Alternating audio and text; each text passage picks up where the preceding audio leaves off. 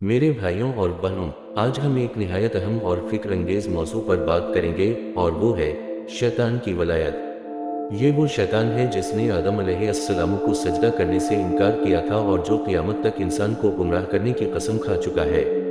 शैतान की सबसे बड़ी चाल ये है कि वो खुद को छुपा लेता है और हमें इस बात का इल्म भी नहीं होता कि हम कब इसके रास्ते पर चलने लगते हैं। एक, गुरूर और तकब्बुर का बीज बोना। सबसे पहले शैतान हमारे दिल में गुरूर और तकब्बुर का बीज बोता है। ये वो पहला गुनाह था जिसकी वजह से शैतान रानदा दरगाह हुआ। इसने कहा, मैं आदम से बेहतर हूँ, मैं आग से पैदा किया गया हूँ और वो मिट्टी से। आज यही शैतान हमें भी तकब्बुर की राह पर ले जाता है। हमारे दिल में ये वसवसा डालता है कि हम दूसरों से बेहतर हैं, हमारी हैसियत ज़्यादा है और हमें किसी का मोहताज नहीं होना चाहिए। लेकिन मेरे भाइयों, अल्लाह को सबसे ज़्यादा नागवार जो चीज़ है वो तकब्बुर है। रसूल अल्लाह ने फरमाया कि जो शख्स अपने दिल में राई के दाने के बराबर भी तकब्बुर रखेगा वो जन्नत में दाखिल ना होगा। दो, दुनिया की मोहब्बत और आखिरत की गफलत। शैतान की दूसरी चाल ये है कि वो हमारे दिलों में दुनिया की मोहब्बत डाल देता है। वो हमें दुनिया की आर्जी चमक दमक की तरफ माइल करता है। हमें ये एहसास होता है कि शायद दौलत, शोहरत और दुनियावी कामयाबियां ही सब कुछ हैं। हम भूल जाते हैं कि ये दुनिया एक फ़ानी चीज़ है और असल ज़िंदगी आखिरत की है। शैतान हमारे कानों में सरगोशी करता है कि इस दुनिया में सब कुछ हासिल कर लो, अभी वक्त है, बाद में देखेंगे। और हम आखिरत को भूलकर दुनिया की दौड़ में लग जाते हैं। तीन, नेकियों को मुश्किल बना देना। शैतान हमारे दिलों में ये वसवसा डालता है कि नेकियां करना मुश्किल है। वो हमें ये यकीन दिलाने की कोशिश करता है कि नमाज पढ़ना बहुत मुश्किल है, कुरान की तिलावत के लिए वक्त नहीं है और सदका देना फजूल खर्ची है। वो हर नेकी को हमारे लिए मुश्किल बनाकर पेश करता है। लेकिन मेरे भाइयों, हकीकत ये है कि नेकियों में ही असल सुकून और कामयाबी है। अल्लाह का क़र्ब हासिल करने का बेहतरीन ज़रिया नेक अमाल हैं और शैतान हमें उनसे दूर रखने के लिए हर मुमकिन कोशिश करता है।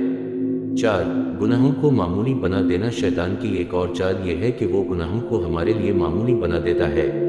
वो हमें ये कहता है कि एक छोटा सा गुनाह कोई बड़ी बात नहीं, अल्लाह तो गफूर रहीम है, माफ़ कर देगा।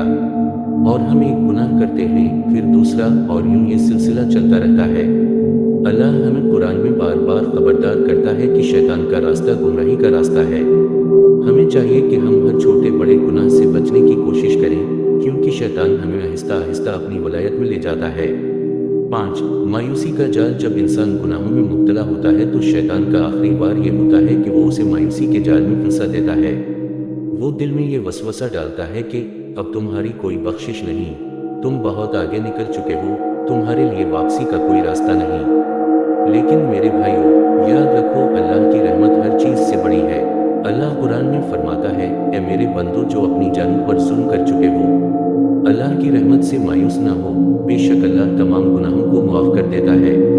शैतान हमें मायूस करना चाहता है ताकि हम हमेशा के लिए इसकी वलायत में फंस जाएं, लेकिन अल्लाह की रहमत हमेशा हमारे लिए मौजूद है। इख्तिताम, हिदायत का रास्ता। मेरे भाइयों और बहनों, शैतान की वलायत से बचने का वाहिद रास्ता यह है कि हम हर वक्त अल्लाह की पनाह मांगें, इस्तग़फ़ार करें और अपनी ज़िंदगी को कुरान और सुन्नत के मुताबिक ढालें। शैतान चाहता है कि हम इसकी पैरवी करें, लेकिन अल्लाह हमें हमेशा हिदायत की तरफ बुलाता है।